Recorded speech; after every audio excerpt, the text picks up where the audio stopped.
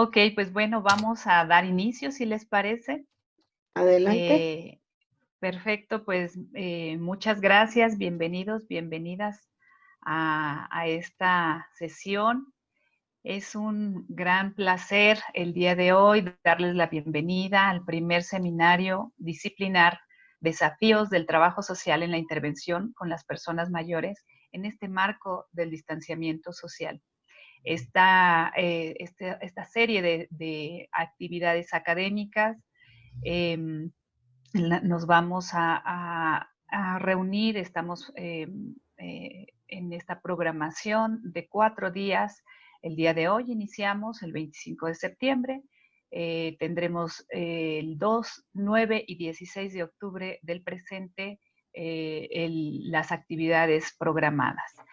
Este seminario disciplinar es organizado por la Red Nacional de Trabajo Social Gerontológico de la mano del Seminario Universitario Interdisciplinario sobre Envejecimiento y Vejez.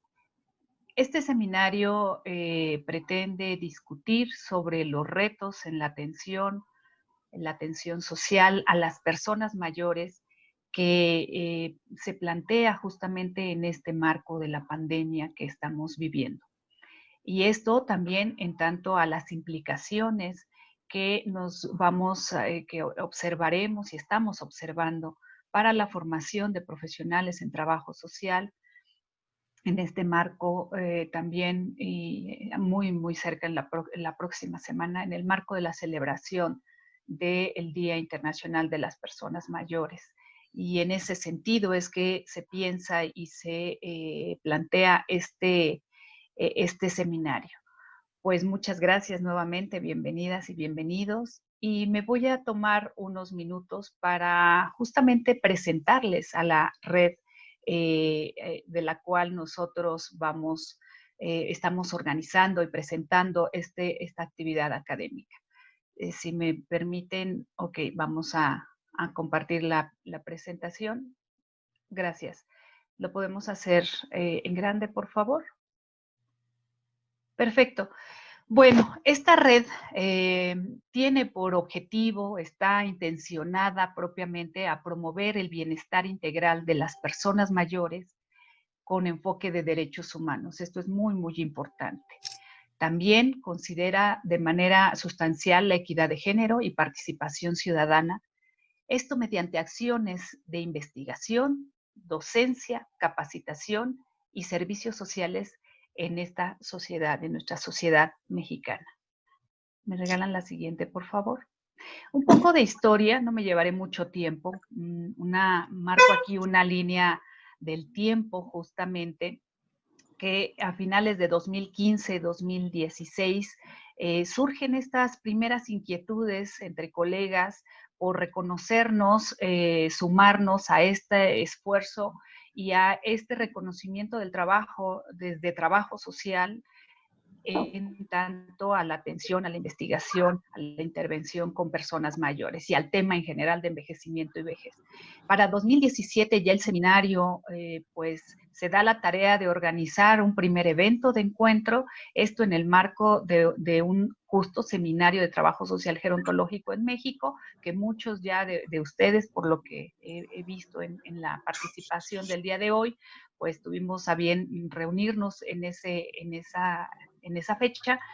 Y en tanto, conforme va pasando el tiempo, 2018 ya se establecen reuniones temáticas en el marco de diferentes actividades académicas, eventos académicos nacionales e internacionales, y que, bueno, pues nos dieron cabida en ese sentido.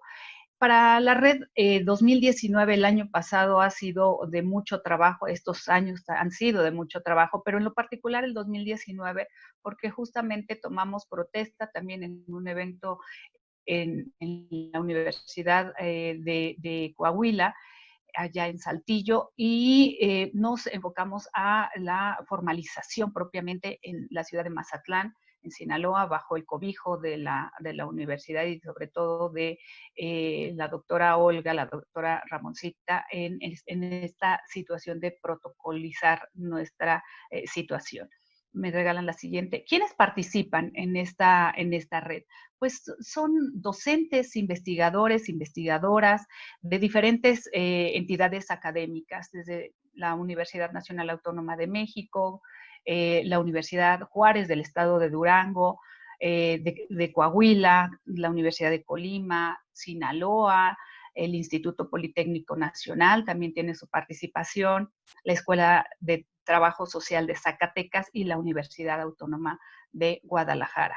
Estos son, bueno, una fotografía de una de las reuniones propiamente que tuvimos a bien en tanto al trabajo y a perfilar, y que justamente pues hoy nos da gusto iniciar con este seminario y bueno, pues trabajar en pro de este proceso de envejecimiento y de las personas mayores en nuestra sociedad, vinculándonos con un diálogo importante con diferentes actores que están en ese mismo sentido y con esas mismas inquietudes.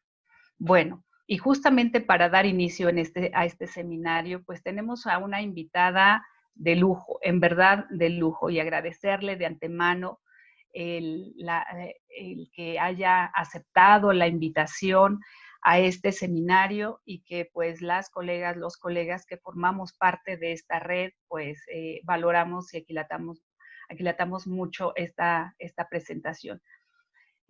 Pues voy a presentar de manera breve porque su currículum es muy, muy amplio. Les decía tras bambalinas que al consultar el resumen del currículum de la doctora Verónica Montes de Oca Zavala, pues me encuentro con 10 cuartillas o hasta más. Entonces, bueno, sé que va a ser una presentación muy general. Ustedes conocen a la doctora, tiene una amplia trayectoria. La doctora tiene su doctorado en Ciencias Sociales con especialidad en Población por el Colegio de México. Es profesora investigadora de tiempo completo del Instituto de Investigaciones Sociales de la UNAM, investigadora del Sistema Nacional de Investigadores Nivel 3 y es coordinadora del Seminario Universitario Interdisciplinario sobre Envejecimiento y Vejez. Sus líneas de investigación están perfiladas a la demografía del envejecimiento, estudios gerontológicos, el sistema de protección social, redes sociales, apoyos sociales, relaciones intergeneracionales, género y vejez, seguridad social, políticas públicas de vejez, entre otras. En tanto a las publicaciones, pues contamos porque lo he visto, el gran caudal de obras escritas y coordinadas por la doctora, y bueno, varios temas, solamente por mencionar un par de temas, pero ustedes me parece que han, al igual que yo, tenido en sus manos estas obras. Vejez, Salud y Sociedad en México, aproximaciones disciplinarias, envejecimiento en América Latina y el Caribe, enfoques interdisciplinarios en envejecimiento, en investigación y docencia de la Red Latinoamericana de Investigación y Envejecimiento. Y uno muy particular en lo personal, migración, que me gusta mucho, migración, redes transnacionales y envejecimiento, estudios de las redes familiares transnacionales de las personas adultas mayores guanajuatenses. Y bueno, pues data, insisto, el caudal de artículos y de publicaciones muy, muy amplio. Ha sido líder en diferentes proyectos de investigación, tanto a nivel nacional e internacional, en colaboración con países como Argentina, España, Estados Unidos, varios más. Y coordinadora de 3 congresos internacionales interdisciplinarios sobre envejecimiento y vejez, que muchos de nosotros los hemos disfrutado, hemos aprendido mucho en ellos. Y con esta presentación, pues dejo la palabra a la doctora Verónica Montes de Oca. Doctora, bienvenida, muchas gracias. Al contrario, Rose, con todo el cariño que te tengo, pues para mí es también pues un reto estar entre todas ustedes, todas y todos ustedes. La verdad que es un honor en esta conferencia magistral, en varias cosas que les quiero comentar, ¿no? En lo que David me da permiso de poner mi presentación, pues para mí es un honor, primero, estar con ustedes en esta red nacional. Primero, por varias razones. Primero, porque es una red. Y en todo lo que yo he aprendido en mi vida, tengo un especial cariño, un especial respeto a la noción de red, ¿no? A la noción de red. Primero, porque efectivamente empecé a trabajar el tema de las redes sociales en el 2003, ¿no? Poquito después de que me titulé del doctorado. Y eso me permitió darme cuenta de la gran importancia y el cuidado que requiere tener, digamos, el cuidado de las redes, de trabajar en red, ¿no? Y esto es algo súper, súper importante y para mí es un poquito emancipatorio porque nuestra sociedad nos ha acostumbrado a trabajar de manera individualista y de manera competitiva, de competir unas con otras. Especialmente en nosotras las mujeres competimos mucho también entre nosotras mismas, en vez de buscar también una actitud de más colaboración y apoyo, ¿no? Y de promoción de estos apoyos. Entonces, es una cuestión sumamente importante para mí, además, que sea esta red nacional de trabajo social gerontológico, porque yo creo que ya hacía mucha falta. En muchos años atrás también creo que esta red tenía que haber nacido ya hace muchos años, pero además me da muchísimo gusto que esta red ahora esté presidida por una persona a la que yo estimo muchísimo, porque la conozco y porque sé que tiene una perspectiva absolutamente también creyente de las redes sociales y del respeto que merecen las personas. Así que me da muchísimo gusto porque además veo caritas muy amorosas aquí mismo en esta red, ¿no? Veo pues a David Flores, mi voluntario estrella en muchos congresos, a mi querida Patricia Rea, Concepción Arroyo, que anda por ahí. Bueno, veo a muchísimas caritas nuevas también y me da muchísimo gusto. Linda Balcázar, que se ve siempre oscurita ahí, pero ahí veo su nombre y me da muchísimo gusto, de verdad. Y yo pedí ayuda, obviamente, para esta presentación también a una excelente trabajadora social, excepcional desde mi perspectiva, que es la especialista Violeta Arenas, que me acompaña en este recorrido y que sé que está por ahí para poder también aclarar algunas cosas que bueno, quiero comentarles. Esta presentación que me han pedido dar tiene que ver mucho con el contexto que estamos viviendo, ¿no? Con las dimensiones y retos de la atención social hacia las personas mayores en México, en el marco, entiendo yo, de este confinamiento, en el marco de esta pandemia y también en las estrategias que se han implementado para mitigar el contagio, la mortalidad y la letalidad que tiene el COVID-19. Pero para ello, nosotras empezamos a hacer también una reflexión. Yo quiero situar, como ya bien dijo Rosaura, yo no soy trabajadora social, quise estudiar trabajo social en algún momento cuando tuve que decidir por alguna carrera y decidí por comunicación social. Me gusta mucho la comunicación, como ustedes se van a dar cuenta también en muchas de mis actividades. Me gusta mucho la divulgación. Y después de ver cómo estaba comunicación social en el primer semestre en la facultad, con todo respeto a mi facultad, decidí irme a sociología. Porque el momento en el que a mí me toca estudiar, que es la época de los 80s, hoy lo podemos ver en retrospectiva y ver la historia que nos toca vivir. Y comunicación social hasta hoy y toda la cuestión relacionada con la comunicación pública y el periodismo está en una crisis muy, muy fuerte, muy, muy fuerte. Y eso daría pie para otra conferencia que no voy a dar ahorita, pero que también me gustaría mucho comentarlo, porque va de la mano lo que sucede con el periodismo y con otras carreras y otras disciplinas científicas, sociales, va muy de la mano con todo también lo que está pasando ahora con los 650 intelectuales, ¿no? Que firmaron unas cartas, con todo lo que pasa en nuestra historia. A mí el estudiar sociología me permitió siempre tener presente el contexto en el que surgen muchas cosas. Entonces, lo que vamos a ver ahorita es un recorrido que ustedes lo conocen mejor que nadie. Yo voy a hacer unos comentarios sobre ese recorrido histórico, tanto del trabajo social como de la gerontología, y los procesos que ha habido de adaptación y lo que yo siempre identifico son esas luchas de paradigmas, luchas de perspectivas, luchas de visiones que hasta el momento, el día de hoy, nos acompañan, sin duda, ¿no? Entonces,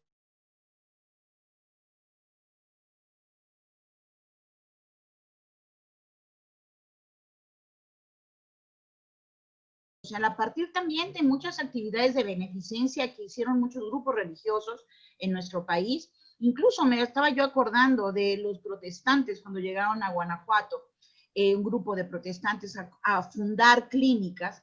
Y fíjense que en esa composición de las clínicas, el padre, eran familias protestantes, el padre era médico, la madre era enfermera y los hijos actuaban como trabajadores sociales.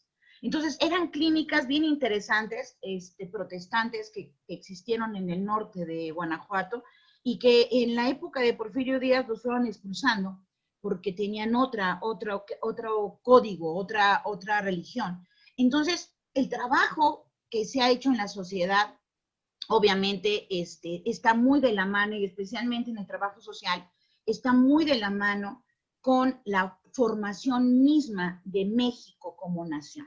¿Sí? Y esto me parece que es una de las cuestiones más importantes, que si bien está ligado a esta perspectiva religiosa, también vive una noción laica, ¿no? Y por supuesto se vincula de una manera muy fuerte al Estado-Nación y a la perspectiva oficial del gobierno, y a la perspectiva también del partido político en el gobierno.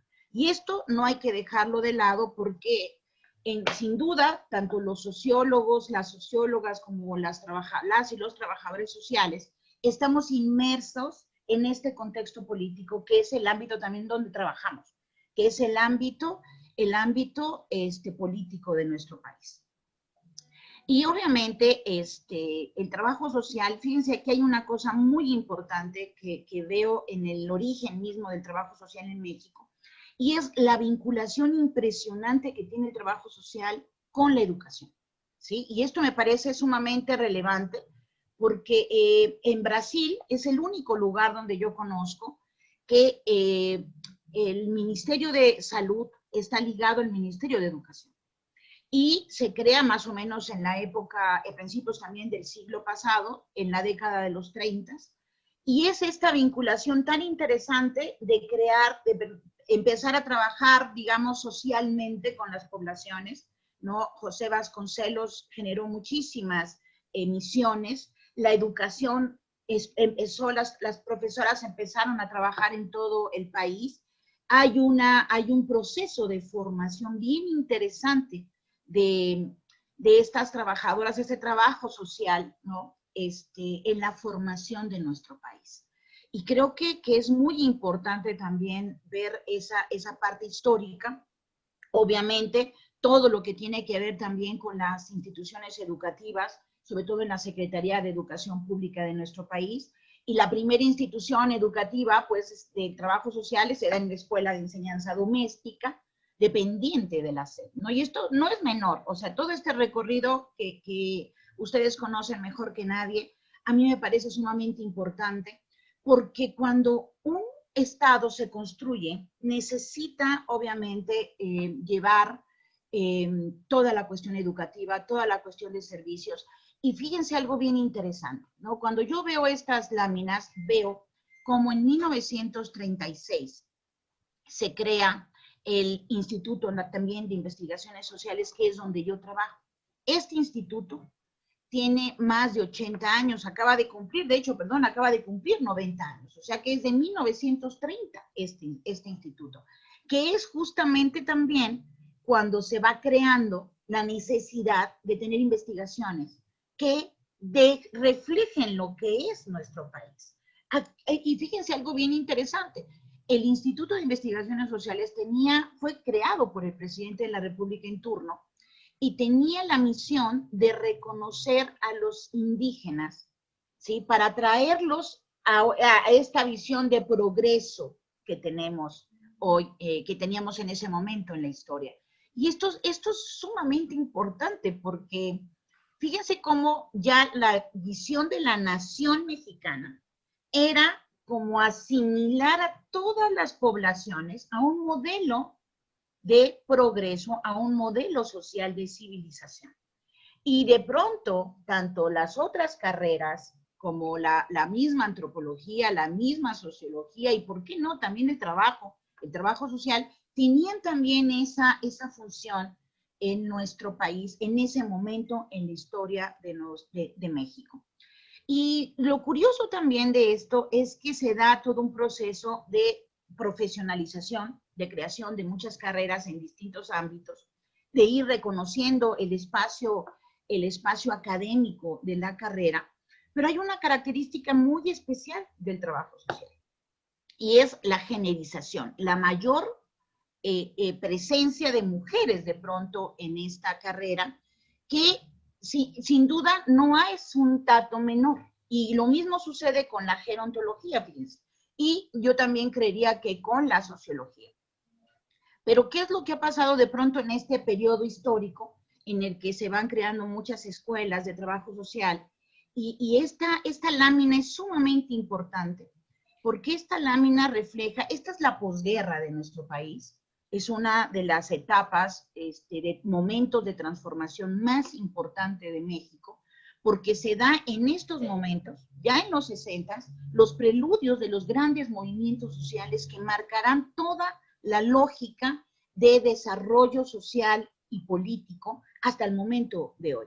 En esta época también se dan los movimientos estudiantiles, los movimientos de los maestros, los movimientos de los médicos, como una respuesta a un paulatino también y silencioso incorporación del modelo neoliberal, no solamente en la economía, sino también en la política, también en la educación, muy silenciosa, muy paulatina. Recuerden ustedes que en este momento también en muchos países de América Latina se están fraguando ya golpes de Estado, y está la ideología del macartismo de Estados Unidos que está diciendo América para los americanos. El macartismo es uno de los más, menos, a lo mejor menos estudiados, pero de los más importantes fuerzas de la ultraderecha norteamericana, que fue la que fue metiendo este modelo económico, y que no es solamente económico, aquí quiero volver tú misma a corregirme, es un modelo cultural, es un modelo social, es un modelo ideológico y por supuesto es económico. Entonces, fíjense muy bien cómo en este contexto se da el surgimiento de una carrera, ¿no? De una carrera, la sociología tiene desde el siglo XIX, por ejemplo, ¿no? Pero el trabajo social surge en un momento muy especial para nuestro país. Surge también muy ligado al derecho, ¿no? También como la sociología misma y la demografía, surgen muy ligados a los abogados, a los estudios de derecho, pero también muy ligado el trabajo social a la cuestión médica, ¿no? Y aquí hay algo bien interesante, porque a principios del siglo XX en nuestro país, ustedes saben que había congresos feministas súper importantes en la zona del sureste de México.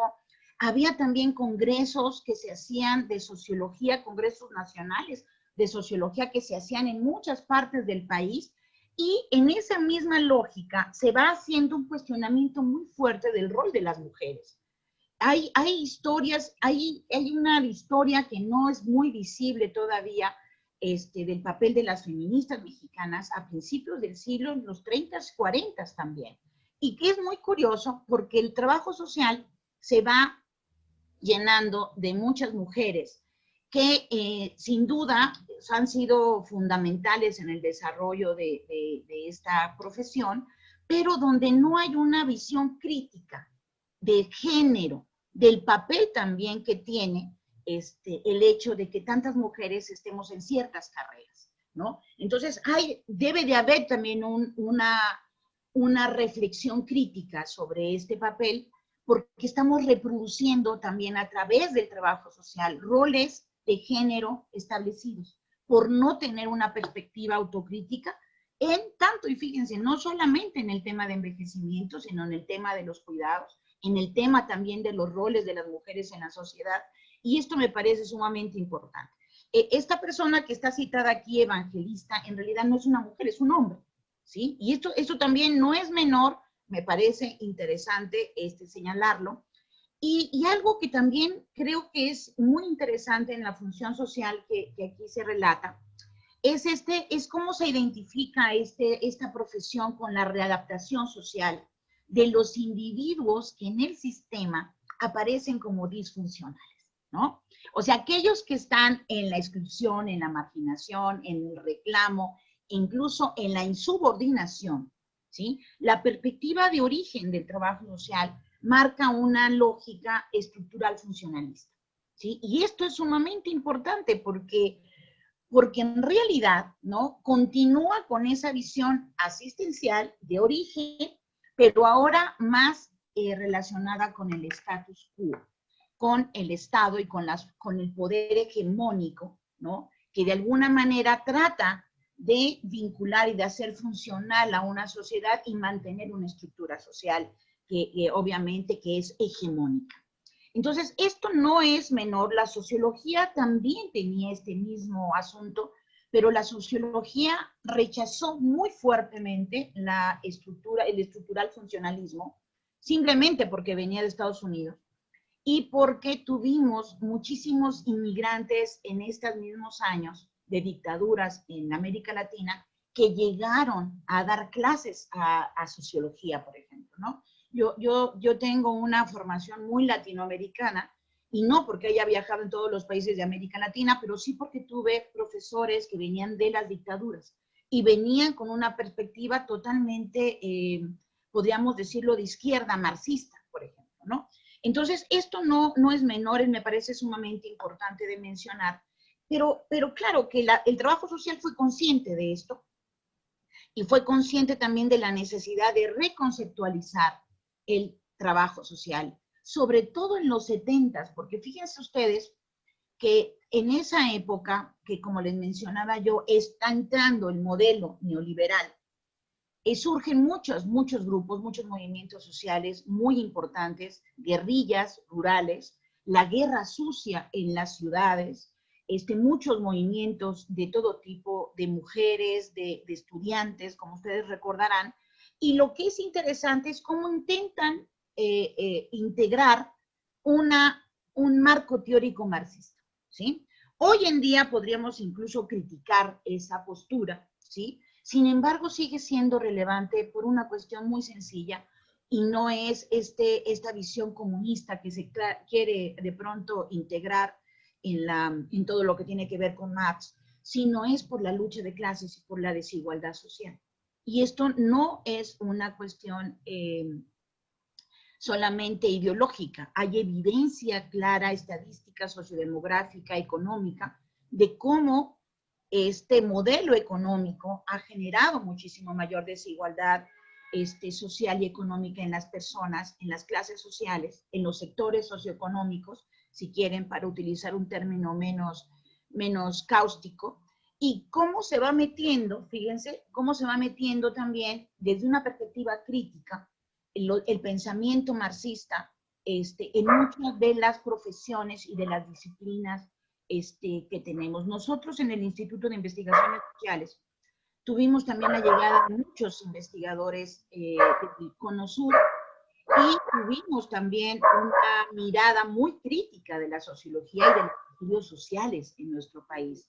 Entonces, entiendo perfectamente la importancia de este discurso, no solamente desde una perspectiva político-ideológica, sino explicativa, y eso es muy importante.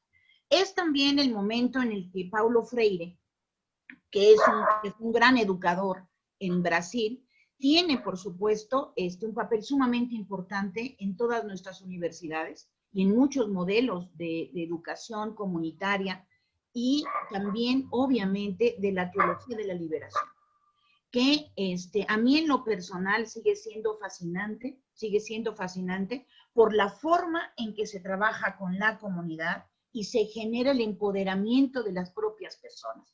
Y obviamente eso contrasta muchísimo con la visión estructural funcionalista que fue creada justamente para reafianzar los poderes hegemónicos del Estado-Nación mexicano, ¿no? Entonces, no es menor el uso, por ejemplo, de todas estas metodologías novedosas que buscan justamente modificar algunas visiones autoritarias de la época, por ejemplo, de Díaz Ordaz o de Luis Echeverría Álvarez o posteriormente, y que, insisto, uno no lo piensa así ahora, pero hay muchísima literatura que está discutiendo en este momento cómo el periodo neoliberal no nace con Salinas de Gortari, nace desde antes y se fue fraguando lentamente e integrándose a muchas de nuestras universidades también.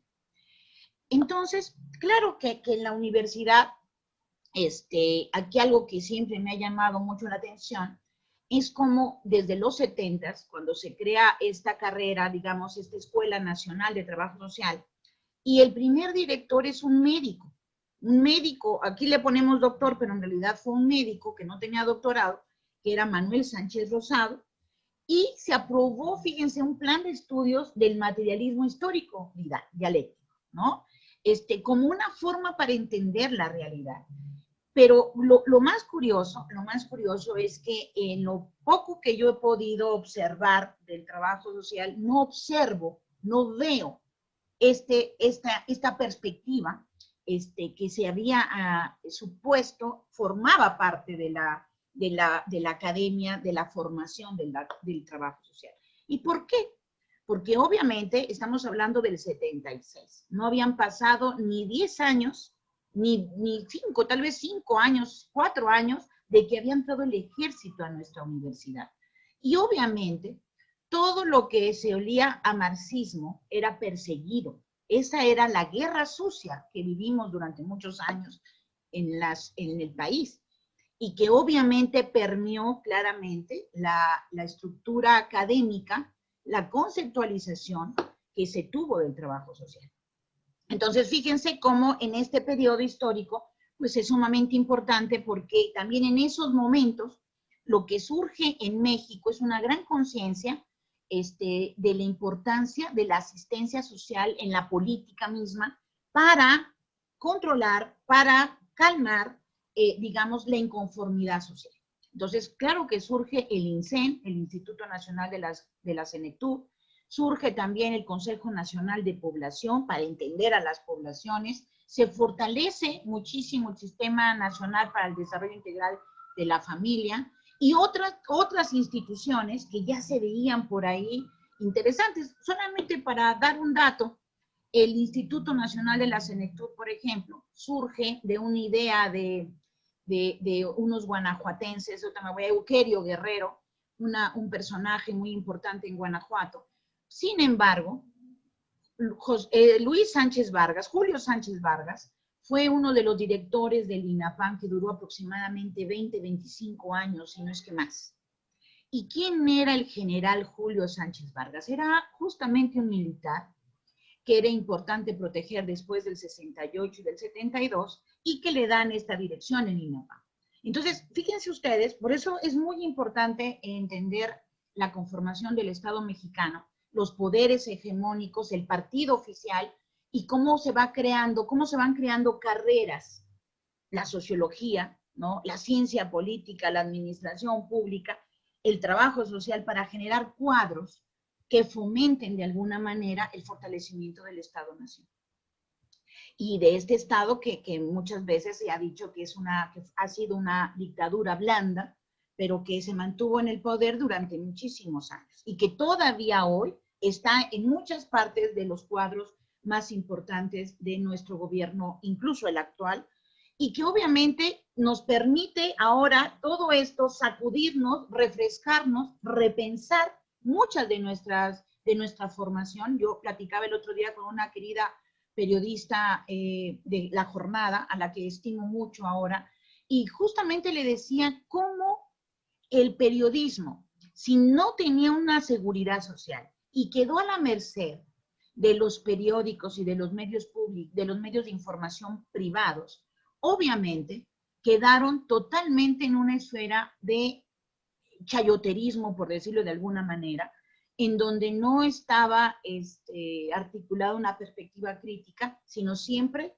al son de los grandes poderes de la sociedad. Pero fíjense que en la academia sucede algo muy parecido. Mencionaba Rosaura el Sistema Nacional de Investigadores que fue creado en 1989 o 90, justamente en la época de Carlos de Salinas de Gortari, para poder empezar a permear todo esto en los propios académicos, en la propia universidad.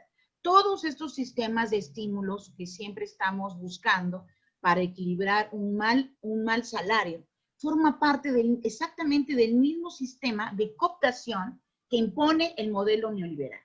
Entonces, claro que el trabajo social, entonces, se divide de pronto en distintas áreas de acción hoy en día. Por ejemplo, las mismas instituciones públicas en los hospitales, las mismas instituciones privadas, las organizaciones de la sociedad civil, incluso en apoyo a muchos movimientos sociales que se dan en esta época y que justamente, de alguna manera, buscan, por ejemplo, en el voluntariado, las trabajadoras sociales que trabajaban en el voluntariado, acompañando a las esposas de los secretarios para llegar a las colonias más pobres. Yo recuerdo en los 80s que alguna vez me buscaron para poder acompañar el trabajo que estaban haciendo algunas esposas de secretarios y trabajar con muchas mujeres en los barrios que recibían a estas mujeres con huevos y con piedras por el gran resentimiento que había en la sociedad, ¿no? Entonces, todo esto que se hacía no se hacía con una perspectiva de desarrollo social como lo entendemos hoy en día, sino se buscaba bajarle un poquito a este gran descontento que había. Que propició, y quiero decirlo así, propició no una acción de asistencia social institucionalizada, sino se produjo una forma más desvirtuada de esta asistencia social, que es lo que se ha mucho dicho en la literatura, que es el asistencialismo.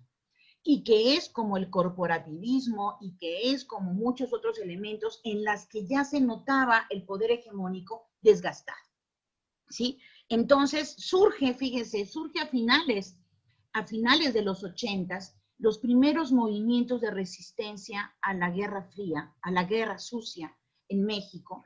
Y voy a mencionar solamente a una persona que para mí es sumamente importante en la historia de las mujeres, pero también en la historia política de nuestro país, que es Rosario Ibarra de Piedra, quien vive la desaparición de su hijo en los 70s, y desde entonces ella comienza a luchar para encontrar a su hijo y pudo salvar, gracias a esta lucha y a su defensa de los derechos humanos de estas personas que estaban en cuestionamiento del sistema, pudo salvar a miles de personas de la muerte y la desaparición. Pero obviamente el enfoque de los derechos humanos no se había institucionalizado, fíjense ustedes, no se había institucionalizado y fue hasta finales de los 90s cuando la perspectiva de los derechos humanos empieza a tomar sentido hasta en otros países, incluso, por supuesto, en muchos países de América Latina que estaban terminando en los 80s de algunas dictaduras, ¿no? Y donde hubo una desaparición masiva de personas. El caso de Chile es tremendo porque fue hasta los 90s cuando ellos pudieron tener democracia. Entonces, esto no es ajeno a la forma en cómo se desarrollan nuestras carreras, porque nosotros, en nuestro propio hacer, sin darnos cuenta tal vez, tomamos una posición en esta esfera política y en esta perspectiva social, en la que posiblemente a veces reafirmamos, por supuesto, el poder hegemónico, ¿sí? Y entonces, claro que los derechos humanos surge como un gran campo de acción del trabajo social, ¿no?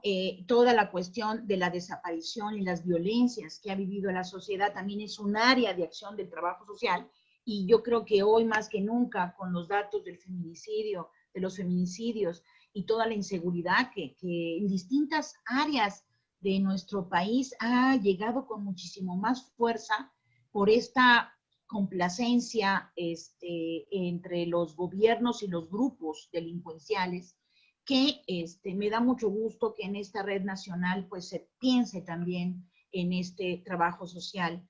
Obviamente, todo esto que les estoy diciendo va de la mano con procesos de visibilización de ciertos grupos sociales. Por ejemplo, en los 70s comienza con el Consejo Nacional de Población a darse color, digamos, a darse idea, visibilización en la migración, por ejemplo, que no es casual que surja como un gran tema la migración, porque es 70s y 80s, y realmente desde la época Braceros, como nos dimos cuenta en nuestro libro, Rosaura Ábalos, ¿no? Cómo desde esa época la migración había sido muy importante para, obviamente, apoyar a la economía norteamericana, pero después se fue siendo una migración clandestina. Entonces, una migración prohibida en Estados Unidos. Pero eso no implicó que la gente siguiera viajando. También se dieron cuenta en el Consejo Nacional de Población de una disminución de la fecundidad, que empezaba a descender la fecundidad, y eso obviamente tenía implicaciones en los hogares y en las familias mexicanas. También se dieron cuenta, ya muy tardíamente, pero lo hicieron, de ver el papel tan importante que tenía el incremento de las personas mayores en la sociedad.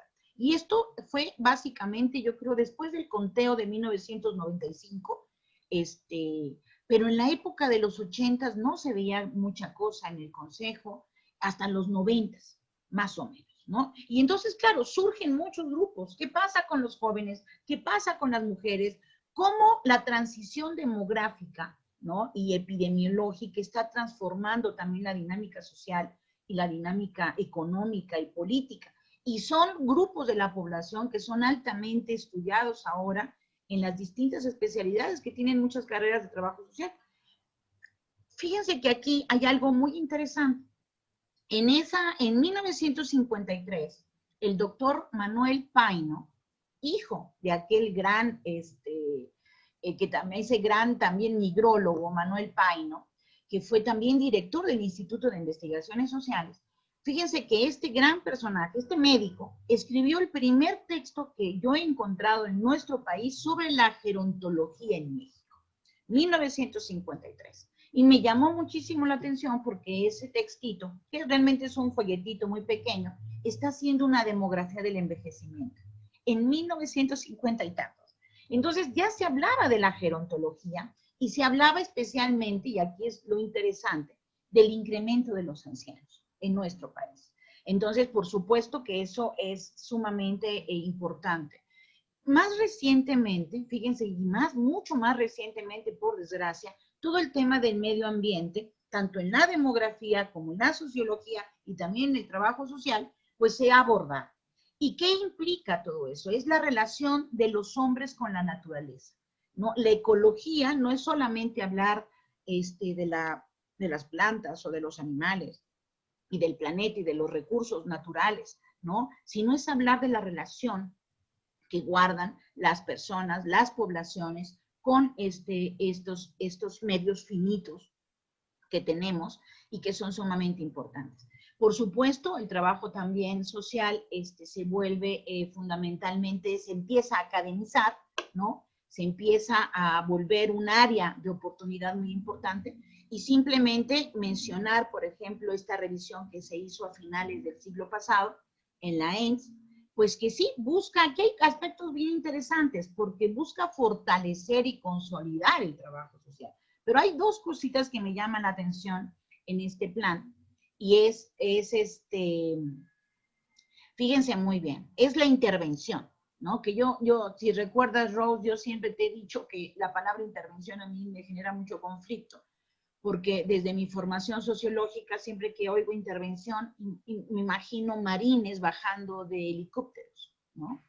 Por toda la literatura que leímos, las guerras, las guerrillas en Centroamérica y todo lo que leímos en nuestro país. Entonces, la idea de intervención social ya es un concepto que a mí siempre me ha generado mucho conflicto, porque siento una posición de poder sobre la población y no de acompañamiento ni de transformación social.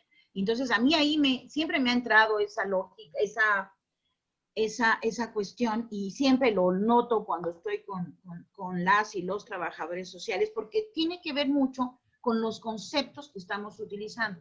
Como no cuestionamos los conceptos, entonces seguimos practicando y reproduciendo formatos de política social muy de la mano de las fuerzas hegemónicas de nuestra sociedad, ¿no?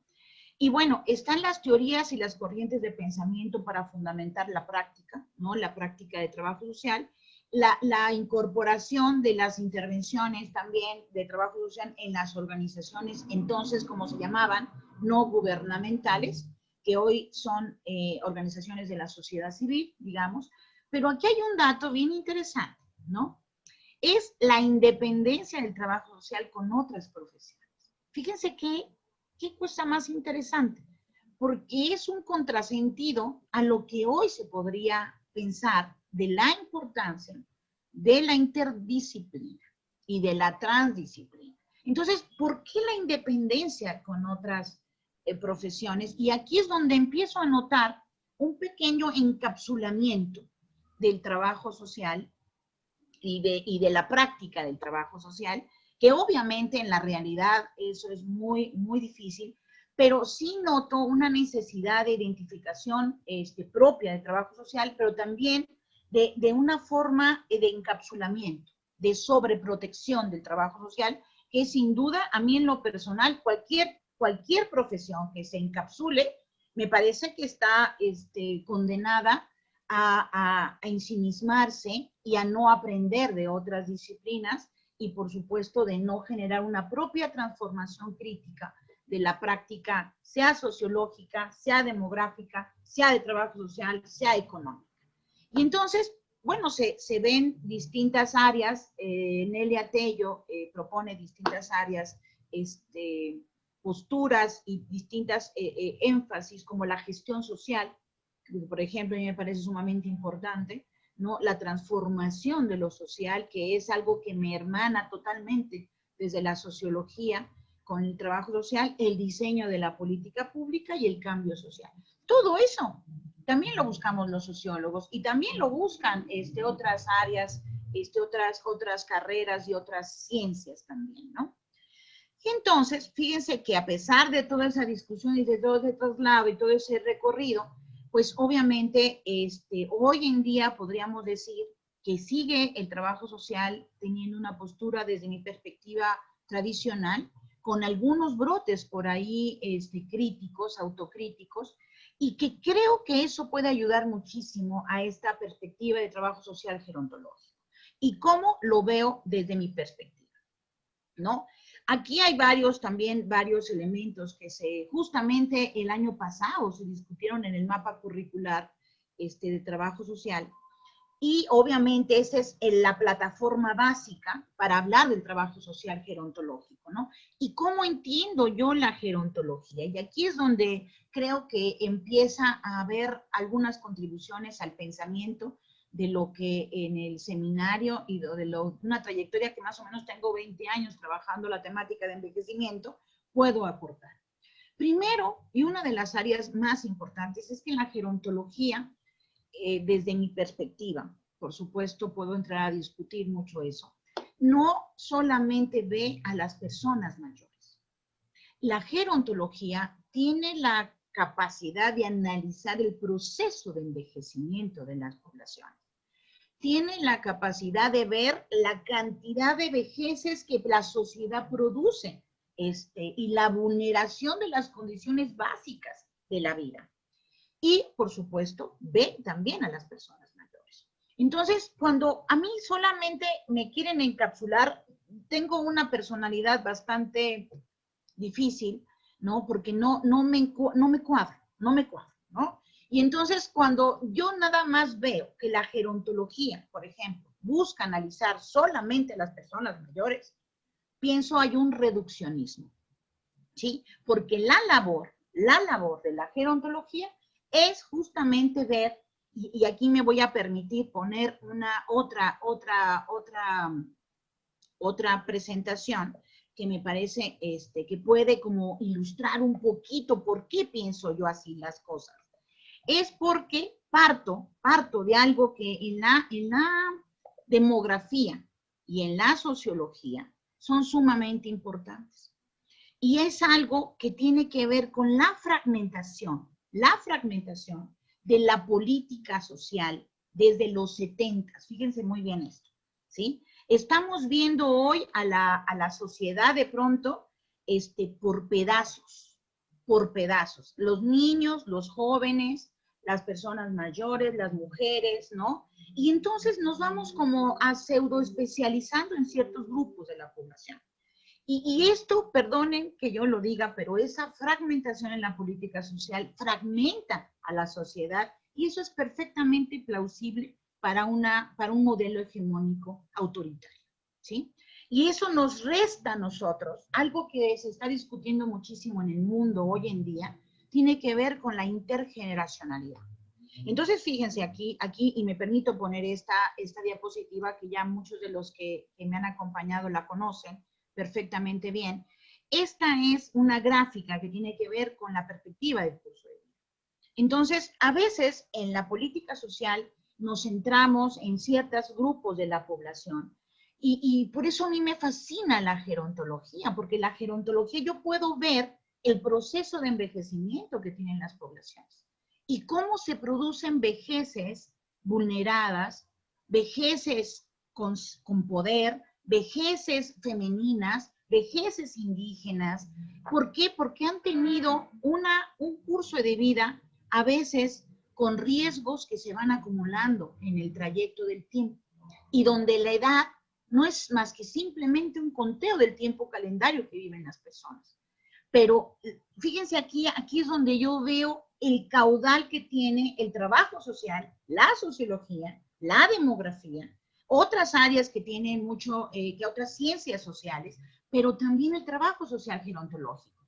Porque fíjense, cuando ustedes únicamente, si usted piensa ver únicamente a la persona adulta mayor, ¿sí?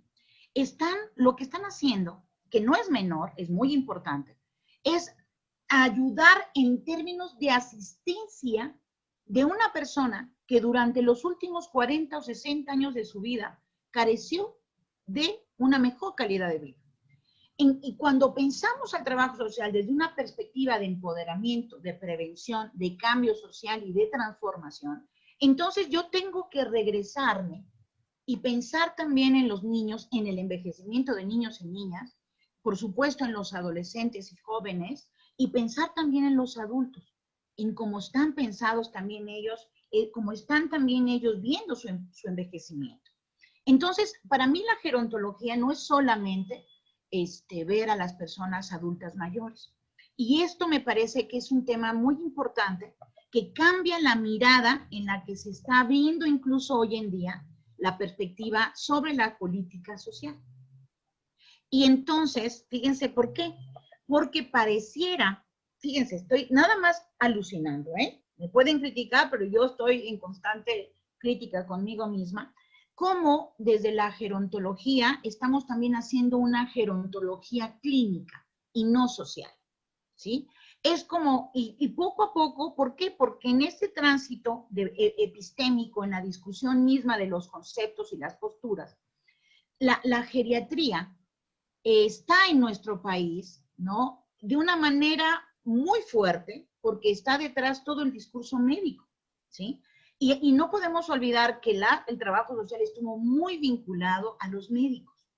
Y la política social, por ejemplo, ahora que estamos hablando del cuidado a nivel nacional, de un sistema nacional de cuidados, otra vez únicamente va a la paliación, al aspecto paliativo de la política social, no al aspecto preventivo, que eso es realmente emancipatorio porque realmente tiene transformación social.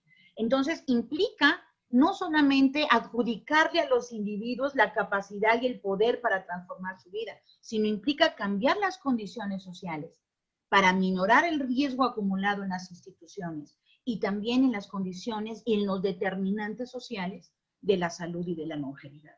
Pero no es solamente a las personas mayores, aunque han sido ellas las más invisibilizadas. Y aquí es algo que me parece que es muy importante de mencionar, porque tiene que ver con, obviamente, con todos los aspectos culturales, estructurales, sociales, coyunturales, ¿no? En los que no podemos estar alejados, ¿no? Entonces, una de las partes sustantivas en las que ni la sociología, ni la economía, ni la ciencia política, ni la antropología podemos cambiar y en las que necesitamos articularnos también con el trabajo social son justamente las desigualdades sociales, ¿no? Y es entonces no solamente aminorar el impacto crítico de la sociedad sobre el sistema, sino es realmente ser conscientes de estas desigualdades sociales y producir cambios en las instituciones y en los propios movimientos y en las propias organizaciones de la sociedad civil y en la propia población, por supuesto,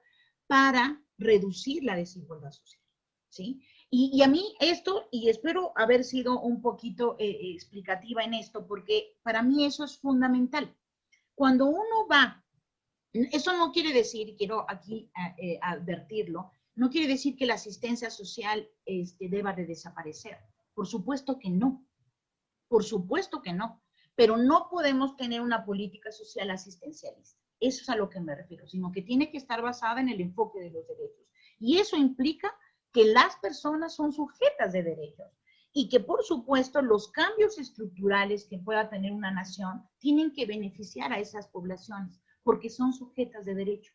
Entonces, lo que sucedió en los 70s y en los 80s y hasta los 90s es que a pesar de toda la guerra sucia que vivió nuestro país, había políticas públicas, políticas sociales, que lo único que hacían era aminorar la reacción crítica de la sociedad, pero no generaba las condiciones para que las personas tuvieran una mejor vida y, por supuesto, no estaba para nada el enfoque de los derechos humanos. Entonces, entre las tantas áreas que hay que discutir todo el tiempo, es esta cuestión de género que a mí me parece fundamental, no solamente porque estamos pensados en este sistema binario, sino porque es de hombre-mujer, sino porque estamos pensando también en el LGBT, que son otras formas genéricas de vida y que son sumamente trascendentales y tienen también los derechos humanos. La perspectiva también intercultural o multicultural, que también es toda una discusión conceptual y que tiene también mucho que ver con nuestra multiculturalidad y todos los más de 60 grupos étnicos que enriquecen nuestra cultura, por ejemplo, ¿no? Tiene también que ver con la afrodescendencia, también fundamental. Tiene que ver, por supuesto, con el papel de los jóvenes en nuestra sociedad, porque, fíjense, los jóvenes tienen derecho a saber cómo va a ser su envejecimiento. Y ahí otra vez el caudal de la educación en el trabajo social vuelve a ser sumamente importante y toda la perspectiva de los derechos humanos permea absolutamente todo, ¿no? Entonces, ¿qué es lo que yo quiero que transmitirles a ustedes? Primero, el cuestionamiento, por supuesto, que hay hacia los estereotipos, hacia las personas mayores, ¿no? Pero también moverlos un poquito de esta parte confortable de solamente trabajar con personas mayores, ¿no? Y olvidarnos en algunos momentos de pensar y movernos también el tapete sobre los distintos modelos en los que se establece también por parte de la política pública el modelo de vejez estandarizado y homogéneo, ¿no? Cuando en todo nuestro país y en todo el mundo hay distintas vejeces que incluso no parten en los 60 años, sino son desde antes, porque las mismas condiciones sociohistóricas y demográficas de cada país implica tener un envejecimiento temprano, por lo tanto vejeces tempranas. Haití, fíjense nada más, Haití es uno de los países que yo admiro mucho, porque fue el primer país en América en luchar por su independencia. Y esa independencia se la cobró Francia muy, muy caro.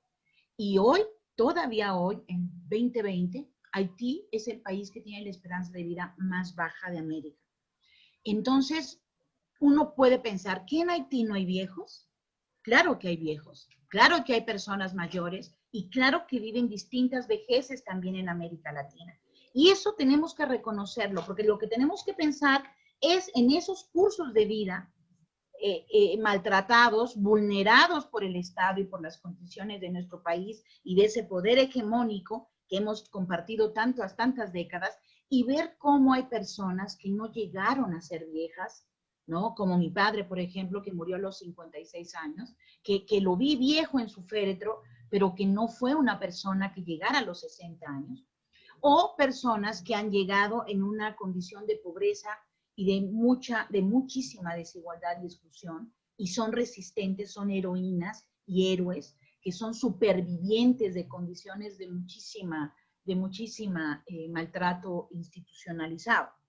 También, por otro lado, pensar y confrontarnos con las configuraciones del envejecimiento que estamos analizando, y yo insisto, tenemos que verlo desde esta perspectiva del curso de vida, porque entonces el trabajo social gerontológico se amplía de una manera espectacular a trabajar efectivamente hacia las personas mayores, reconociendo las distintas desigualdades que producieron vejeces diferentes, pero también los procesos previos que niños, jóvenes, niñez, juventud y adolescencia y adultez es fundamental, porque es su derecho también humano de saber cómo están envejeciendo, de todas las condiciones alimentarias, de inseguridad social, de desprotección, en muchas otras esferas. Por supuesto, no hay que olvidar tampoco los efectos de la longevidad. No solamente es la esperanza de vida, es la longevidad también, que es uno de los grandes derroteros hoy en día en los países más desarrollados, pero por ejemplo en donde Monterrey, la Ciudad de México, Guadalajara, pues también está viviendo este nuevo fenómeno, que es esta nueva longevidad de la población, que implica en muchos casos la producción de la dependencia, ¿no? Entonces, lo que aquí a mí me gustaría mucho dejar claro es cómo se produce en nuestra sociedad por los modelos de desigualdad que se establecen en nuestras instituciones y en las políticas, cómo se produce vulneración en las personas. Y yo creo que el trabajo social gerontológico tiene que ser muy crítico y trabajar mucho en el sentido de cambiar las condiciones también de estas personas y también cambiar de alguna manera las alternativas que se dan a las personas también en esta condición. Y una conciencia, además, de que ellos no son responsables de ello en absoluto, al menos en el 100%, ¿no? Son responsables a lo mejor por no tomar de alguna manera una actividad, un comportamiento distinto, pero eso no se puede llegar sin una educación y sin una concientización, ¿no? Lo que de alguna manera también Gramsci decía, esa conciencia de sí y esa conciencia de para sí, ¿no? Y me parece que eso es muy importante. Hoy también con la pandemia y con este confinamiento, todo esto que normalmente lo pensaríamos en un momento pre-COVID, hoy todo eso se magnifica muchísimo más, ¿no? Por todos los procesos de estereotipación que ha tenido la vejez con el COVID, ¿no? Esta sobreprotección dañina y maltratadora, abusadora, pero también porque el envejecimiento de muchas personas en edad adulta y en edad más joven se fractura, se fragmenta, se interrumpe desde una perspectiva de calidad de vida, ¿sí? Porque ahora pensar en la multimorbilidad permanentemente es una característica que va a tener nuestra sociedad, porque ahora no es solamente la condición de género, no es solamente el estereotipo de la edad, no es solamente el sector socioeconómico, sino también ahora es la condición de morbilidad, como otra categoría que no es solamente biológica, sino que es una categoría de desigualdad. Entonces, esto es muy, muy interesante y ver, obviamente, cómo se incorporan todas las nuevas tecnologías, todos los nuevos dispositivos, no solamente en la intervención profesional, sino también en las relaciones sociales y las relaciones humanas que tenemos. ¿Por qué? Porque tanto la sociología como el trabajo social trabaja en comunidad, trabaja en las familias, trabaja en las instituciones y trabaja con las personas. Y trabajamos en campo, ¿no? Hacemos mucho trabajo en campo. Hacemos mucho trabajo de contacto directo con la población, además de manejar bases de datos y estudios y estadísticas. Entonces, hoy todo lo que implica, el valor, digamos, o las características más valiosas que pueda tener la sociedad actual en términos de solidaridad, de salir de redes, de los apoyos comunitarios, de todo eso que en el 2017 también se puso a prueba con el terremoto en la Ciudad de México, todo eso hoy queda amenazado por el COVID-19, por el miedo al contagio.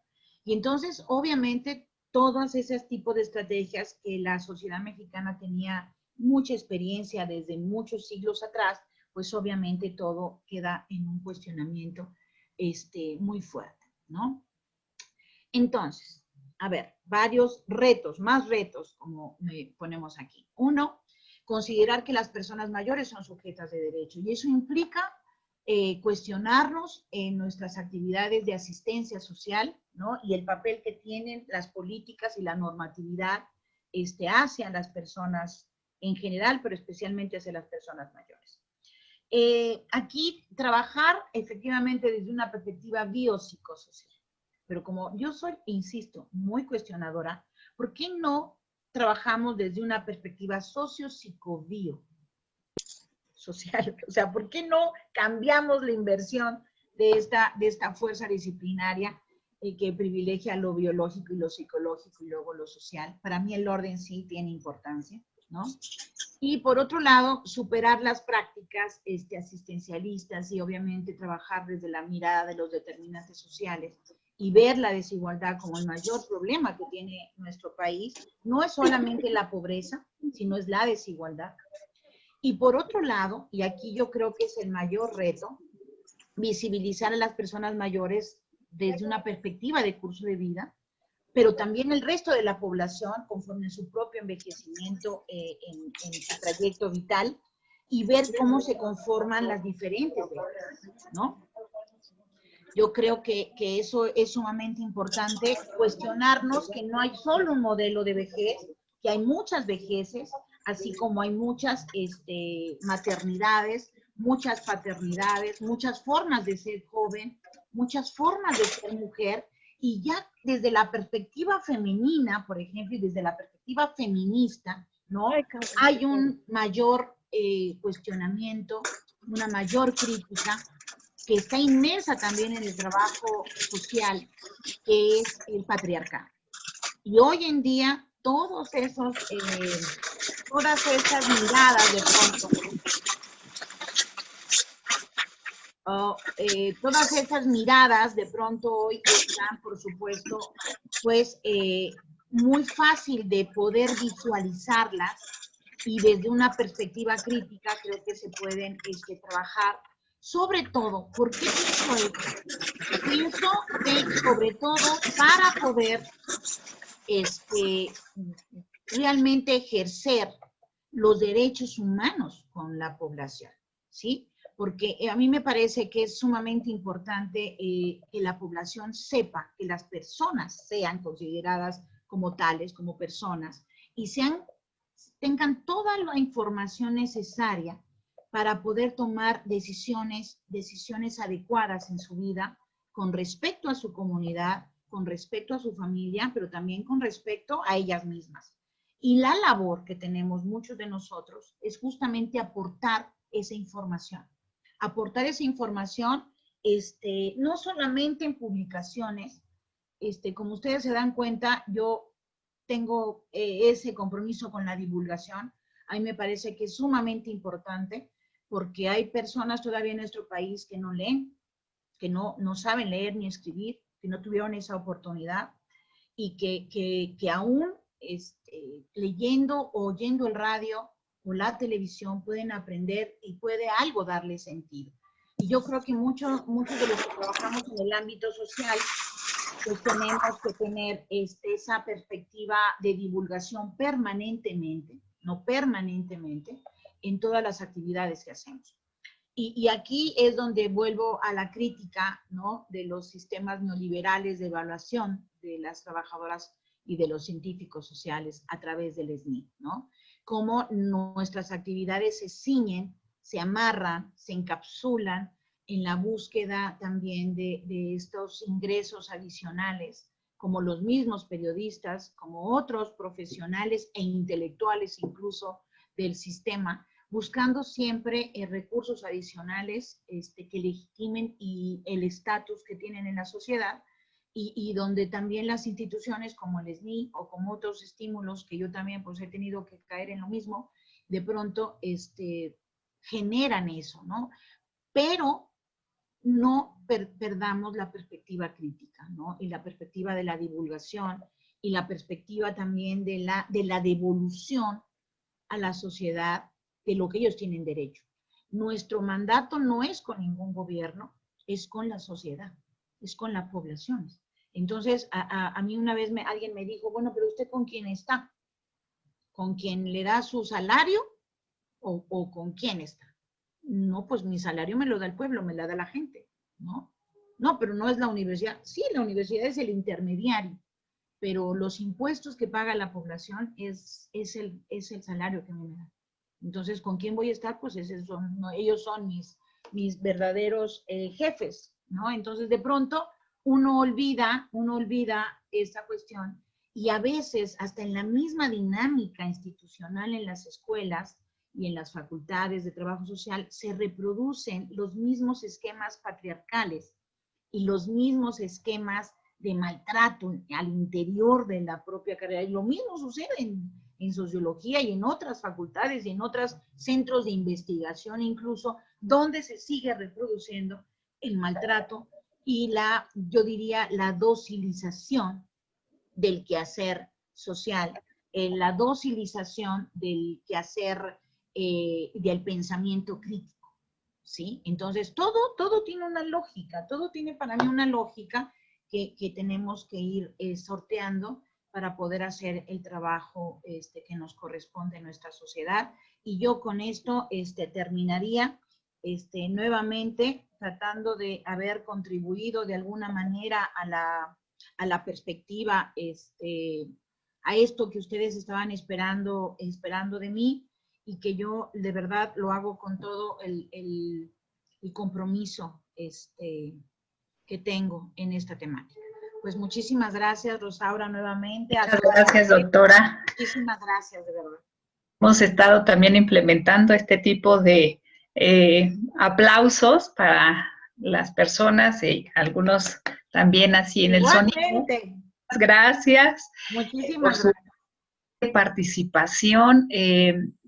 Déjenme comentarles dos cosas. Primero, bueno, agradecerle, felicitarle en este recorrido histórico que nos ha permitido, pues, quizás recordar, porque todas, trabajadores sociales aquí presentes y los que no son, pues también se dio la oportunidad de hacer este recorrido de la mano históricamente en el contexto también del surgimiento y el contexto de los modelos económicos. Nos parece muy importante un poco tomarnos el tiempo de hacer estas reflexiones en estos nuevos contextos, doctora, del surgimiento del trabajo social incluso y sobre todo del trabajo con las personas mayores en este sentido. Refrescar la mirada hacia los orígenes de las instituciones como en el INSEN y todo lo que ha venido en la lógica de los cambios, no solamente de nomenclatura, sino también de acciones y de intencionalidad en ese sentido, y que nos parece que es muy importante retomar en el análisis. Esto, pues justamente, y como se lo habíamos solicitado, y que muchas gracias porque se ha dado un logro muy importante en reconocer estas dimensiones y estos retos en la atención, porque están muy vinculados al contexto, como ya lo señalaba usted, al contexto histórico, a la situación histórica, al contexto del modelo económico, al surgimiento de la carrera propiamente, ¿sí? Y cómo esto da pauta en tanto a los ámbitos de acción y a los actores con los que se están involucrando, y el momento de irrupción que hemos estado viviendo, y no solamente por el COVID, sino por todas estas cuestiones, todas estas situaciones de desigualdad y de falta de bienestar para sectores importantes de la población.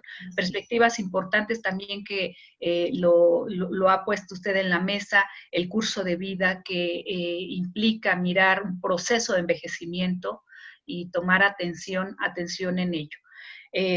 Muchas gracias. Yo pediría que por favor a través del chat planteen sus preguntas. Hay inquietudes. Yo estoy viendo aquí a ver si hay alguna. Sí, hay más comentarios. Yo también, más comentarios. Y un comentario es la otra parte que justo la cuestión técnica, aquí hubo un duende por ahí que no nos dejó hacer lo que nosotros queríamos hacer. Hubo una situación a nivel técnico de acceso. Entonces, bueno, lo que podemos comentar que esto se salva porque está grabada se está grabando la sesión y hacer llegar a los compañeros, las compañeras que hicieron su registro y que por cuestiones técnicas que está fuera de nuestras manos, pues no hubo esta posibilidad de acceso. Haremos lo conducente para hacer llegar la grabación. Sí, y bueno, ver también en lo próximo para las siguientes sesiones que esto pues no nos suceda. Bueno, esa es una situación y una gran disculpa en ese sentido, pero bueno, creo que tenemos tela de para mucho tiempo para el análisis y que justamente también involucra repensar esta situación, este contexto en la formación de las y los trabajadores sociales, que es un punto importante que nos convoca, ¿no? En este sentido, cómo a lo largo de la historia en la formación y en este momento de irrupción, nos va ubicando en estos retos, ¿sí? Para lo que se ha señalado, visibilizar o apuntar en los programas de estudio elementos que den la fortaleza, que fortalezcan aún más, porque pues hemos tenido una injerencia y una presencia importante en muchos sectores con muchos sectores de la población y también en muchos ámbitos del bienestar de la población, pero me parece que todavía nos falta un camino por andar, ¿no? Y por contribuir y por establecer lazos de discusión y de trabajo con otras disciplinas que están en este mismo interés. Bueno, pues son felicitaciones. Sí, es lo que veo ahí. No sé si... No sé, las amigas que lancen preguntas, a ver, Connie, por ahí, Patti, Catherine, Olga, doctora Olga, por favor, algo que quieran. Alguna reflexión, sí. A mí me encanta conversar y discutir, y bueno, con Connie he tenido muchísimas conversaciones, con Reina también, así que pues siéntanse con la absoluta tranquilidad, somos amigas todas, pensamos juntas, y crecemos juntas. Buenos días, doctora. Soy Catherine. Catherine. Adelante, Catherine. Sí, solo para decirle, como siempre, pues una excelente ponencia donde aprendimos mucho y tenemos muchas ganas de profundizar justamente todo lo aprendido, todo lo que hemos escuchado, y realmente para retomar lo que ayer estábamos diciendo, la importancia realmente de la cultura adentro de los hechos sociales.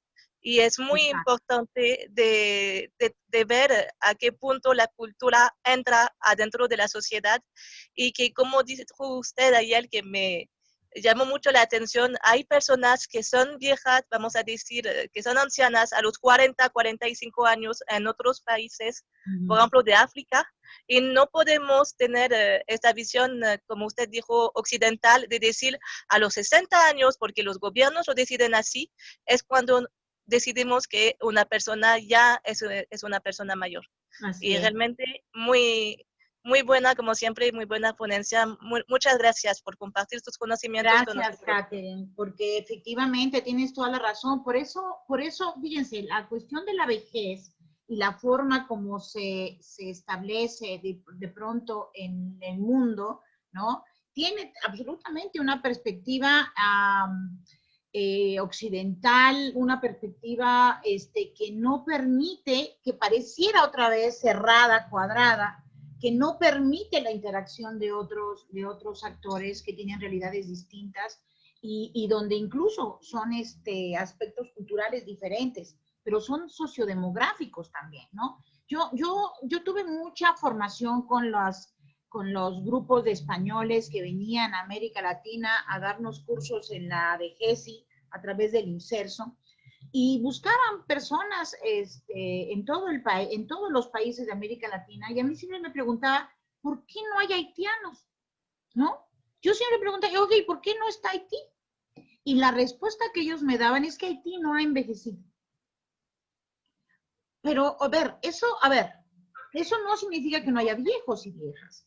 Y Kenia, yo recuerdo mucho a una persona, que no sé si es hombre o mujer, que se apellidaba Kashiani, que en la Segunda Asamblea Mundial sobre Envejecimiento ella reclamaba que se fuera viejo a los 60 años y más, cuando la esperanza de vida en Kenia en ese momento era de 50 años. Entonces, ¿qué es lo que se utiliza, digamos, justamente para conciliar todos estos procesos tan estrechos y cuadrados que impone la sociodemografía internacional, ¿no? El discurso, la narrativa de los 60 años, o 65, o 70, u 80, que para mí es exactamente lo mismo. Es la imposición de la edad como un criterio. Y cuando uno analiza y de alguna manera se reproduce esto que también muchos gerontólogos y especialistas han hablado, ese edadismo, ¿sí? De a través de la edad ir enmarcando una organización institucionalizada del gobierno y de la sociedad. Pero entonces, fíjense muy bien, ¿qué es lo que desde mi perspectiva, y puedo estar ahorita hablando de eso, pero dentro de 5 años me voy a cuestionar yo misma, lo que yo veo es la noción del envejecimiento. Y aquí lo conecto con algo que a mí se me hace sumamente poderoso y maravilloso también, y emancipador en ciertos momentos, y que coincide mucho con lo que ahora se habla de los sistemas comunitarios, por ejemplo, los sistemas de apoyo comunitario, los sistemas de cuidado comunitario, pero que también lo veo desde la perspectiva de las redes sociales, ¿no? De las redes de apoyo social. Y tiene que ver con esto que en el mundo ahorita está por todos lados discutiéndose el tema de la intergeneracionalidad. ¿Y qué rompe la intergeneracionalidad? Rompe los compartimentos institucionalizados de la política social. O sea, los jóvenes con los jóvenes, los viejos con los viejos, los indígenas con los indígenas, los afro... No, a ver, hay que romper. En la sociedad estamos todos mezclados. ¿Por qué tenemos en la política social que fragmentar? LGBT para acá. O sea, es ridículo. En mi familia hay raíz afrodescendiente, hay raíz indígena, hay raíz, por supuesto, también, hay personas LGBT, hay jóvenes, hay adultos mayores. ¿Por qué mi familia se tiene que fragmentar y ver cuando podemos entre todos, desde una perspectiva intercultural e intergeneracional, y todos confluir a los valores más esenciales de la vida humana? Ah, no. La política lo que hace es dividirnos, es fragmentarnos, e institucionalizamos esa fragmentación. Y esa fragmentación se replica en nuestras especializaciones disciplinarias, fíjense, ¿sí? Y entonces, claro, que trabajamos de manera autónoma de otras disciplinas, independiente de otras disciplinas. Y este es el especialista en indígenas, ¿no? Y acá está la especialista. No, a ver, mi opción, lo que yo veo y lo que a mí me parece que es muy interesante es pensar en proyectos de envejecimiento donde haya de todas las generaciones, ¿sí? En proyectos donde también haya de todas las composiciones étnicas, porque la diversidad que tenemos en nuestro país y que busca de alguna manera invisibilizarle el sistema hegemónico, ¿sí? La diversidad es nuestro gran recurso cultural, social y humano, ¿sí? Entonces, yo sí creo que tenemos que aprender a trabajar las vejeces indígenas y las juventudes indígenas también o sea, tenemos que crear modelos que rompan esta fragmentación disciplinar y especializada de los grupos de la población. Por eso me abrigo tanto y me protejo tanto y abrazo la perspectiva del curso de vida, no solamente porque es analíticamente maravillosa, teóricamente impresionante, sino también se me hace políticamente pertinente. Y toda la cuestión de la intergeneracionalidad, Catherine, ahora es sumamente poderosa. Entonces, imagínense trabajando el tema de envejecimiento, no solamente con las personas más frágiles de nuestra sociedad, que tienen múltiples comorbilidades y padecimientos, que me parece muy importante trabajar con ellas, pero no trabajemos con ellas de maneras aisladas y reproduciendo la soledad que nos quiere imponer el sistema, sino trabajando de manera intergeneracional con los demás grupos de la población, ¿no? O sea, trabajando el envejecimiento de nuestra demografía, de nuestra población, de manera en la que todos los grupos sociales participen. ¿Por qué? Porque tienen derecho a saber su envejecimiento también. O sea, no solamente son sujetos de derecho de las personas mayores, no solamente son sujetas de derecho de su propio envejecimiento, sino son sujetas de derecho todos, todos. Y otra vez, exacto, ¿no? O sea, tanto las personas que están en África como las que están en Haití. Y entonces, de alguna manera, todos tenemos que crear esa sinergia adecuada para poder compartir las experiencias de unos y otros. Y los jóvenes, hoy más que nunca, fíjense muy bien, los jóvenes ahora son parte sustancial de las redes de apoyo social de los viejos y viejas, por esta dependencia y esta cuestión tecnológica. Pero también los viejos y viejas tienen historias y tienen una experiencia acumulada que comparten con los jóvenes y que entonces fortalecen a las dos generaciones o tres o cuatro. Y entonces, no, pero nuestra sociedad y nuestra política social nos permite volvernos a encapsular y no tener vínculos unos con otros. Ni la sociología con el trabajo social, ni el trabajo social con la comunicación, ni la... No. O sea, yo entiendo que esta red nacional fortalece internamente el común y me parece excelente, porque es un crecimiento también interno.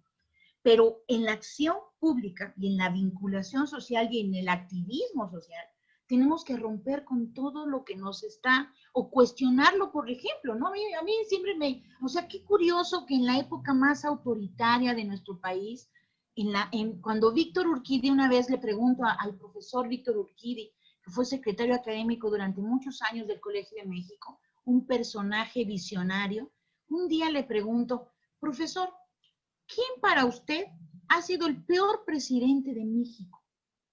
¿Sí? Y don Víctor, yo pensé que iba a decir Carlos Salinas de Gortari, fíjense, ¿no? Porque pues eso ya era, creo que en la época de Felipe Calderón, cuando le pregunté eso, y también me pudo haber dicho ese, ¿no? No, él lo que me dijo fue Luis Echeverría. Fíjense qué fuerte. Y entonces me ha pasado 10 años, vengo pensando, ¿cómo este presidente populista, ¿no? Que todo el mundo ahí sí fue el primer sujeto que reprimió a tantos grupos, a tantas guerrillas, a tantos movimientos de estudiantes, cómo este personaje también crea el INSEN y crea el INAPAM, ¿no? O sea, ¿cómo se generan? ¿Por qué? ¿Me entienden? No es porque fuera súper progresista y le preocupara la vejez, ¿sí? Sino porque es parte de una lógica hegemónica en la política, ¿sí? Y entonces también tenemos que cuestionarnos eso. ¿Por qué se la pasó 20 años un director que era un general? Porque es un fuero político para un criminal tal vez del Estado, ¿sí? Entonces son cosas que ya están grabadas aquí y espero no estar cometiendo errores, pero de pronto uno se cuestiona, ¿cómo es posible, no? ¿Y a poco les interesaban mucho los niños? ¿Y por qué? ¿Y por qué de pronto, no, incluso en la misma demografía, no se habla de poblaciones y no se habla de personas, ¿no? ¿Y por qué se habla de fuerza de trabajo y no de personas trabajadoras? ¿Se dan cuenta? O sea, los conceptos, lo que no se nombra, no existe. Y a veces en lo que nombramos, reproducimos el status quo, ¿sí? Entonces, eso es algo que no es fácil, ¿no? Yo misma, he transitado y he evolucionado y he aprendido mucho, pero que yo siempre hay cosas que cualquier cosa que me quiera encapsular de alguna manera, me cuestiona, ¿no? Entonces, hoy tienen ustedes la oportunidad de pensar el trabajo social gerontológico desde una perspectiva de gran diversidad, intergeneracionalmente, y donde el curso de vida les dé mucha luz para entender desde procesos tempranos en la vida de las personas la conciencia tan importante de la educación y el aprendizaje sobre las formas en que estamos envejeciendo. Y creo que ese es el gran reto que tendría esta red nacional y que también tendría de alguna manera el seminario universitario interdisciplinario sobre envejecimiento y vejez, porque ese creo que es esa perspectiva de compartirnos perspectivas disciplinares y crear realmente la multidisciplinariedad, la interdisciplinariedad y la transdisciplinariedad. Y cuando hablo de transdisciplinariedad, estoy haciendo una maroma epistémica brutal, porque me estoy refiriendo también a trabajar con las personas mayores. O sea, dejar de trabajar para las personas mayores o por las personas mayores, sino trabajar con las personas mayores, trabajar con las personas LGBT, con los grupos indígenas y entre todos conformar, como decía Paulo Freire, ¿no? Esos saberes y esos conocimientos también ancestrales que nos rigen y que pueden justamente enriquecer nuestra vida, ¿no? Entonces, doctora, va por ahí, sí. Llegaron 3 preguntas, una de ellas de Gloria Roa. ¿Cómo sería la intervención del trabajo social en tiempos de confinamiento o distanciamiento social? Yo creo que es un tema, una pregunta Bueno, que las y los colegas. Leo las otras 2, ¿le parece? Me parece. La doctora Olga García. Doctora, ¿ve usted una política social definida y clara de atención a las personas mayores de este nuevo gobierno? Entre paréntesis, no solo el apoyo económico que hoy es hasta los 68 años. Gracias. Y la otra de María del Carmen López, fortalecer la salud. Bueno, este es más un comentario, bueno, lo leo. Fortalecer la salud y calidad de vida de los adultos mayores, de suma importancia. La tercera pregunta de Esperanza, ¿cómo forjar la construcción de comunidades desde el confinamiento sumado a esta desigualdad que limita el acceso a tecnologías y traza nuevas distancias con las personas? Además, parece más grave cómo se vulneran a los mayores en esta pandemia. Gracias. Claro, claro. Híjoles. Bueno, la primera pregunta sí está buena, porque miren, ¿qué hemos hecho ahorita en el confinamiento, ¿no? Desde las ciencias sociales. Y quiero también, de pronto, a veces yo misma me contradigo o de pronto digo, híjoles, es que no vamos a poder hacer trabajo de campo, no vamos a poder hacer encuestas presenciales, ¿no? No vamos a poder, ¿qué va a pasar ahora con las ciencias sociales, ¿no? Y yo así como que digo, a ver, otra vez, ¿no? Cuestiónate, ver. Es buscar el dato desde una lógica neopositivista, ¿no? ¿Cómo escribió Marx y cómo escribió Comte y cómo escribió Max Weber? Todo lo que ha regido el pensamiento occidental de los últimos años. ¿A poco Max Weber fue a trabajo de campo? ¿A poco levantó encuestas? ¿A poco Henry Lefebvre, por ejemplo, que era una maravilla, un antropólogo que se metía en las zonas, con los grupos ancestrales, grupos muy tradicionales de grupos indígenas, tribus, clanes, ¿no? Iban de pronto de trabajo de campo y regresaban y escribían, ¿no? Y obviamente no tenían porcentajes, no tenían tasas, ni ¿cómo se llama? Ni modelos estadísticos sofisticados, ¿no?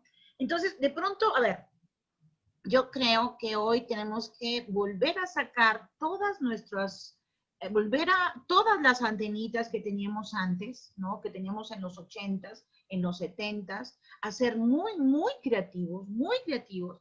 El otro día platicaba yo con mi querido amigo Telésforo Ramírez y me decía algo bien interesante. Fíjate que se me ocurrió hacer con el periódico, empezar a buscar datos con el periódico de la cuestión migratoria, de los albergues y sacar datos a partir de lo que se anuncia en el periódico. Obviamente no hay datos sobre los centros de detenciones y los albergues de migrantes. No hay mucha información, tal vez están haciendo algunas investigaciones, pero obviamente por el confinamiento hay un tema muy importante que limita ir a ver qué está pasando. Pero están mucho de lo que se escribe en los medios, que no es más que una aproximación también, como es una aproximación también una encuesta y como es una aproximación también el trabajo de campo. Entonces, él está haciendo eso y yo me acordaba mucho de esta maravillosa mujer Salguero que empezó a contabilizar todos los feminicidios y ver todo lo que estaba pasando cuando no existían datos, ¿no? Datos estadísticos sobre eso. Ella empezó a hacerlo a partir de los periódicos y de la nota roja, ¿no? Entonces, hoy tenemos que recuperar una visión de profundización muchísimo mayor de todo lo que es. Tenemos el momento, pues, para cuestionarnos de fondo muchas acciones y hasta el mismo concepto de intervención, ¿no? Que tú sabes que yo estoy casada con ese concepto que me hace tanto ruido, ¿no? O sea, otra vez, el modelo del poder del trabajo social sobre las poblaciones. Y yo pensar más en modelos horizontales de acompañamiento, ¿no? A las poblaciones, a las organizaciones, no de imposición de un modelo, ¿no? De una forma de ver la realidad. Y creo que tenemos que, el momento justo ahorita, para cuestionarnos muchísimos conceptos y muchísimas formas y prácticas con las que estamos trabajando en comunidad. Hoy va a ser muy complicado, al menos va a haber una transición, yo visualizo un poco larga, en lo que creamos mecanismos nuevos de aproximación a la comunidad, a las poblaciones y al trabajo de campo, ¿no? Pero también creo que hay otras formas creativas y a mí me da mucho gusto volver a leer, por ejemplo, a Federico Engels, ¿no? Volver a leer La familia y la propiedad privada, o la tesis, por ejemplo, de Salvador Allende, ¿no? Sobre la salud. Todos ellos no tenían datos, no tenían esa necesidad de poner porcentajes, de tener fuentes actuales, sino repensaron muchísimas cosas. Y todo está escrito, y todo está en internet. Solamente tenemos que repensar esto y ser muy creativos. Y lo que pregunta Olga, doctora querida, esta pregunta es verdaderamente complicada. Pero yo le voy a decir una cosa. Muchas de las cosas que se están estableciendo ahora, alguna vez las soñé, las pensé para mi país. Y hay otras que, por supuesto, no concibo, ¿no? Que no creo, que creo que no son de alguna manera las mejores, pero también sé que estamos en un momento en el que es muy importante realizarlas. Entre ellas las económicas, las transferencias hacia la población es el mayor, digamos, es uno de las prácticas políticas más neoliberales que hay. Pero si no hubiera esas transferencias hoy en día en la población, los saqueos, la violencia, el hambre, serían muchísimo más brutales en muchos lados. Creo que, por ejemplo, SEDATU, el Sembrando Vida, todo lo que está haciendo muchas instituciones es de primer nivel.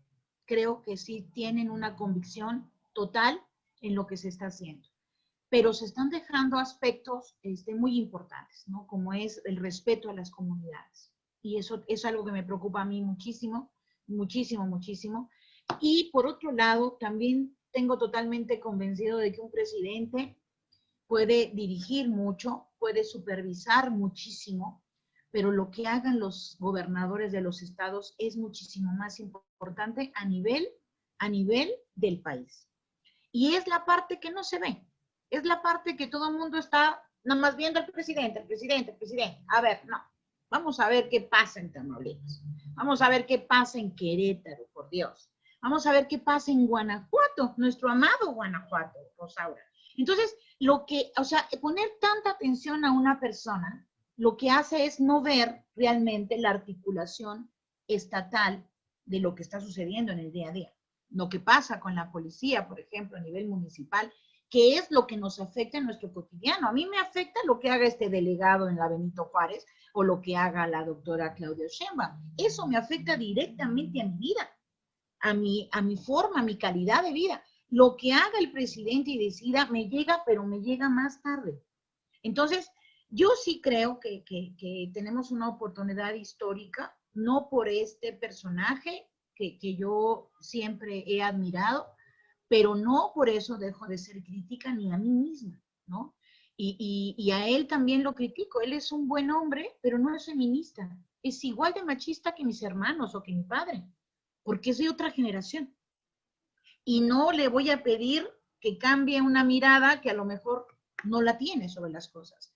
Yo creo que ha hecho mucho por las personas mayores en el país desde que estuvo aquí en la Ciudad de México, y creo que también tiene un compromiso con muchos grupos de la población, pero también no estoy ciega en poder ver con mayor crítica que esto lo estamos haciendo personalista.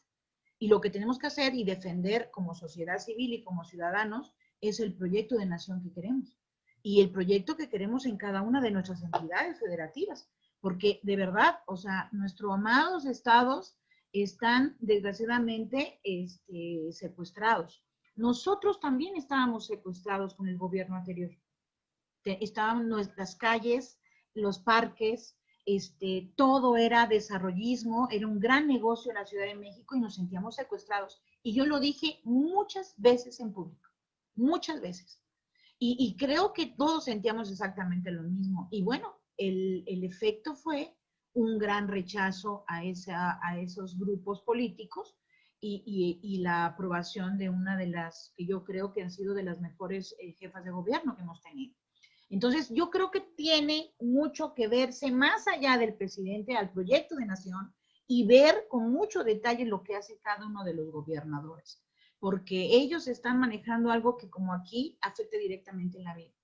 Y recordar que la gerontología ve, la geriatría sí ve específicamente los padecimientos de las personas mayores, pero la gerontología ve muchos aspectos sociales del envejecimiento, no solamente de la vejez, ni solamente de las patologías de las personas mayores, de sus enfermedades. Entonces, la gerontología como el trabajo social tiene una riqueza impresionante porque se une, son dos disciplinas que se unen, pero que se unen no para reducirse, ¿sí? En lo que van a hacer, sino para ampliar la mirada y dispersar con mayor contundencia los beneficios de una perspectiva intergeneracional, interdisciplinaria, intercultural, con perspectiva de derechos, con perspectiva de género. Creo que ahí está la clave. Yo no le metería más ingredientes al mole. Con eso está bien, ¿no? Muchas gracias. Y sí, justamente esta parte de la intervención en el ámbito de la construcción